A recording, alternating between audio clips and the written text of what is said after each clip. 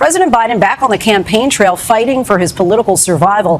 Top House Democrats held a crucial meeting about his future today. Some are now saying privately in that meeting what 5 others have previously said publicly, that Biden should step aside.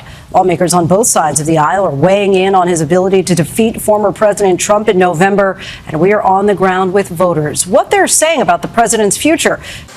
Tonight, growing panic in a critical meeting about President Biden's future, with several top House Democrats privately saying he should step aside. Sources tell ABC News Representative Jerry Nadler, Adam Smith, Mark Takano, and Joe Morell suggested Biden should end his campaign. Leader Hakeem Jeffries did not take a stance, the sources said. But President Biden on offense, hitting the campaign trail in battleground Pennsylvania, fighting to save his own candidacy. And I, honest to God, have never more optimistic about America's future if we stick together. I really mean it. Visiting a black church in Philadelphia, then stopping by a campaign office. Don't give up.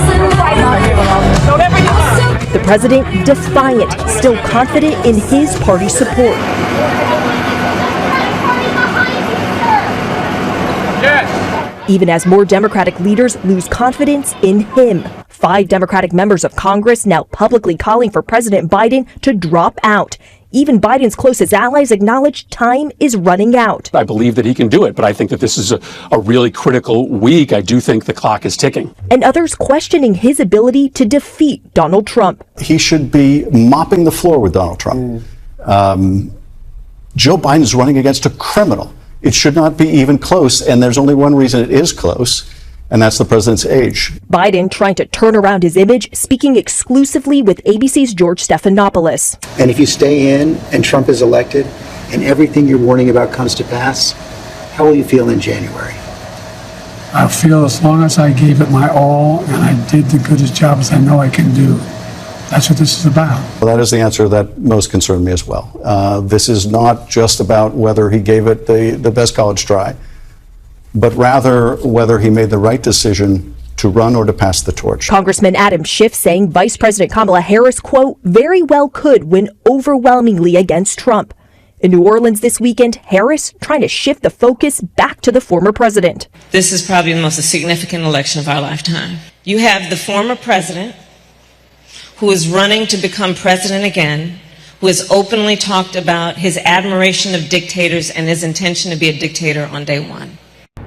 These next few days could be make or break. Congress returns on Monday. They'll be having more intense discussions about the president's future. It could open the floodgates for more to publicly call on the president to step aside. And all eyes will be on the president during the NATO summit, watching to see if he can show his leadership on the world stage. Despite growing calls from some for President Biden to step aside, he's standing firm and making a direct appeal to voters. The president out on the campaign trail in Pennsylvania today, and voters are weighing in on Biden's path ahead. As top Democrats and donors scramble in Washington, tonight an impassioned group of voters here in the swing state of Pennsylvania are focused on the road to November and committed to Joe Biden. I'm definitely sticking by him. I said, I don't care if they push him in a wheelchair, I'm going to vote for him. I think that everyone should keep in mind the core of the importance of this election. Despite the president's poor debate performance, many voters say the stakes in November are too high for him to drop out now. I fear that if we were to go to have another Trump administration, the rights and privileges I had when I was her age, she will no longer have them. But even in this group of staunch Democrats, some believe the president staying in the race is too risky. Well, I'm concerned, as we all are, that he might not be up to it, and it's so vital that we win. Ultimately, staying or going is Biden's own call to make. If he makes that decision and step down, then I will go along with what he decides to do. Who would be the next person in your mind to be at the top of the ticket? Well, we have a vice president, and she should be the first top of the ticket. That's what I believe. Lindsay, we asked the voters you heard from, if Biden were to drop out, is there a Democrat who you would not support at the top of the ticket? Everyone said no. They would ultimately vote for whoever the Democrat was running against. There is word tonight of a potential breakthrough in the ceasefire talks between Hamas and Israel. This is the ravages of the war on full display in Rafah. It's now a ghost town with buildings reduced to piles of rubble and debris. Tonight, Hamas dropping its demand that Israel commit to a permanent ceasefire, edging the two parties closer to an agreement on ceasefire and hostage release.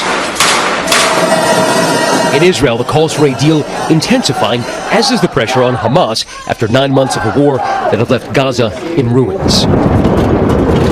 Right over there is the city of Rafah, the focus of Israel's fighting over the past 2 months and of U.S. condemnation.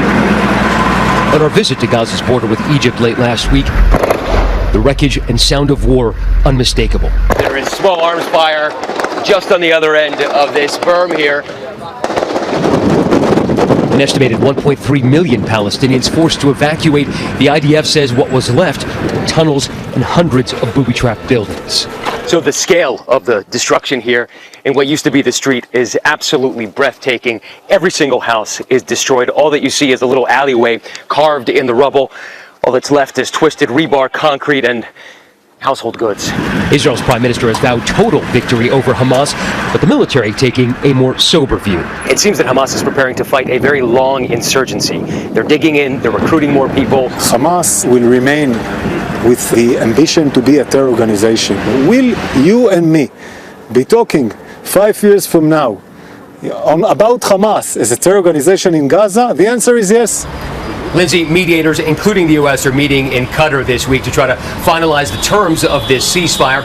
It would begin with a 6-week pause in fighting, during which over 30 hostages still being held in Gaza would be released, including possibly Americans. France, where there's a lot of uncertainty tonight. The far right fell short of its goal to win their first majority in decades. Voters turned out to celebrate the results after casting their ballots in the pivotal runoff election. No party won a majority of the votes. So what comes next for France? Here's ABC's foreign correspondent Tom Sophie Burge in Paris. Tonight, relieved crowds on the streets of Paris after a shocking defeat in a crucial French election. A left-wing coalition winning the most seats in Parliament, keeping France's increasingly popular far-right party, who were predicted to have a historic night, out of government. The election comes weeks after French President Emmanuel Macron took the huge political risk of dissolving Parliament and calling for snap elections. Well, after France's far right won the first round of this election, tonight it is the left in France which is celebrating, including parties on the hard left. Macron's centrist alliance coming second. Tonight, Macron's protégé, the current Prime Minister Gabriel Attal, saying he'll step down. Tactical manoeuvres helped knock the far-right National Rally with its anti-immigration agenda into third place. People on the French left relieved. The politics of fear that have been pushed by the far right have taken, I think, a big hit tonight, and it's a good thing for us. And Lindsay, people on the left are really savouring this victory, but no party will have a majority of seats in the French Parliament. Macron remains president for the next 3 years, but he's been weakened in this election, and tonight there's real uncertainty about whether any parties can form a government. Next tonight, authorities in Michigan are investigating a mass shooting on Detroit's east side. 2 people were killed, at least 17 others wounded.